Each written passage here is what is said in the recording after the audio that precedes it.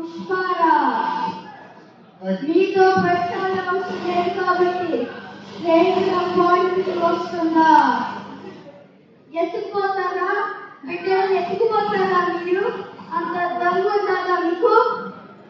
అరే కొడుకున్నారా, ఇప్పుడు చెబుతున్నా, చెవులు నిలేసుకొని వినండి. మీకు ఈ క్షణం నుంచి కొంత టైం తీసుకుందా? నా బిడ్డని ఎవరు ఎత్తుకుపోయారో ఆనే నింపారా? అట్ట పోయి ఇట్ట వచ్చినట్టున్నారా? అట్ట కాదు, నా బిడ్డ ఒంటి మీద ఒక చిన్న గీటు పడ్డా